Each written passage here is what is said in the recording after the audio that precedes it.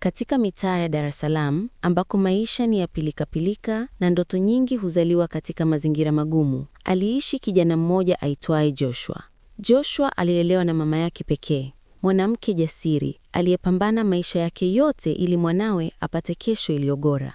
Siku moja, ndoto ya Joshua ilitimia. Alipata nafasi ya kwenda kusoma nchini Canada. Ilikuwa siku ya furaha, lakini pia siku ya machozi. Mama yake alimshika mikono na kumwambia kwa sauti ya upole, "Usinisahau mwanangu." Joshua akamjibu kwa kujiamini, "Sitokusahau mama." Miaka ilipita haraka. Kupitia juhudi kubwa, usiku wa kukesha na mateso ya ugenini, Joshua alihitimu chuo kikuu. Na si muda mrefu alipata kazi nzuri yenye mshahara mkubwa. Maisha yake yakaanza kubadilika, lakini moyo wake ulikuwa bado nyumbani. Baada ya kupata kazi, Joshua alianza kutuma pesa nyumbani. Kila mwezi alimtumia kaka yake Onesmo $3,000 kwa matumizi ya familia na $5,000 kwa ajili ya ujenzi wa nyumba kubwa. Joshua aliamini kila kitu kinaenda sawa, lakini hakujua ukweli uliokuwa umejificha. Onesmo alikuwa akipokea pesa zote, lakini hakuwahi kumwambia mama yao. Hakununua kiwanja, hakujenga nyumba, badala yake alianza kuishi maisha ya kifahari. Nguo za bei ghali, magari na starehe zisizoeleweka. Wakati huo huo, mama yao aliendelea kuishi maisha ya tabu. Alikosa chakula cha uhakika na hata mahali pa kuishi palikuwa hatarini. Joshua alianza kuhisi kuna kitu si sawa. Simu za mama yake zilipungua na kila alipopokea sauti yake ilikuwa dhaifu. Lakini Onesmo aliendelea kusema, "Kila kitu kiko sawa." Siku moja, jambo baya lilitokea.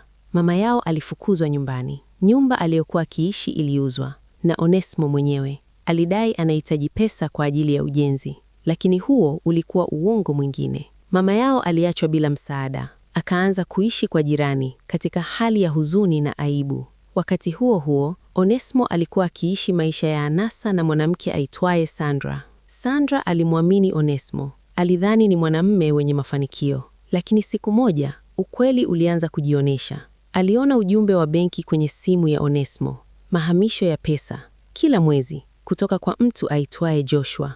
Sandra akaanza kujiuliza, huyu Joshua ni nani?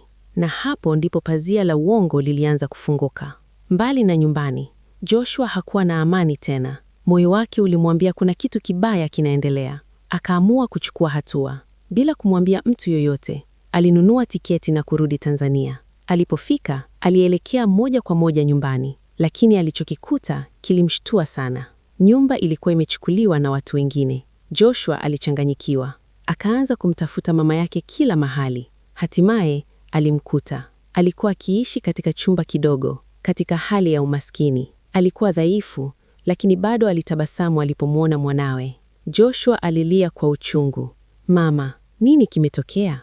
Na hapo ukweli wote ukawekwa wazi. Kila uongo, kila usaliti, kila pesa iliyopotea. Hasira ya Joshua iliwaka kama moto. Joshua aliamua kumkabili Onesmo. Walipokutana, kulikuwa na ukimya mzito. Hakukuwa na tabasamu, hakukuwa na upendo. Ilikuwa ni macho ya ukweli dhidi ya uongo. Joshua akasema kwa sauti tulivu lakini yenye maumivu, "Uliiba kwa familia yako mwenyewe." Onesmo alitetemeka. Alijaribu kujitetea, lakini haikuwa rahisi tena. Kisha Sandra akaingilia kati. Akasema kwa sauti kali, "Najua kila kitu na tayari nimeripoti." Onesmo akabaki kimya. Maisha yake yakaanza kuporomoka. Alipoteza kila kitu.